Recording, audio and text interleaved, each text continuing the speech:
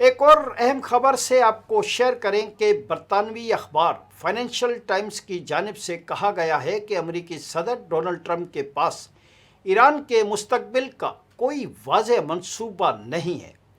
برطانوی اخبار کا کہنا ہے کہ ایران میں رجیم چینج کی کوشش میں صرف فضائی حملوں پر انحصار خطرناک ہے۔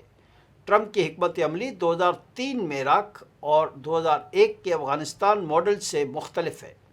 فائنینشل ٹائمز کی جانب سے کہا گیا ہے کہ پاسداران انقلاب کو ہتھیار ڈالنے کی ہدایت، مگر عملی لائے عمل غائب۔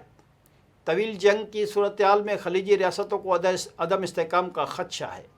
برطانوی اخبار نے کہا ہے کہ صرف 27% امریکی ایران پر فوجی کارروائی کے حامی ہیں۔ زمینی فوج نہ بھیجنے کا فیصلہ، مگر بعد از جنگ حکمت عملی غیر واضح ہے۔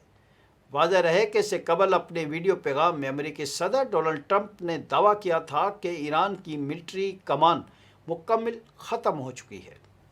بہت سے لوگ ہتھیار ڈالنا چاہتے ہیں۔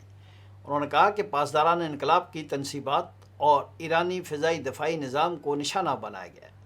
ڈونلڈ ٹرمپ نے کہا کہ 9 بحری جہاز اور ایرانی بحریہ کی عمارت کو بھی نشانہ بنایا گیا ہے۔ اہداف کے حصول تک فوجی آپریشن جاری رہے گا۔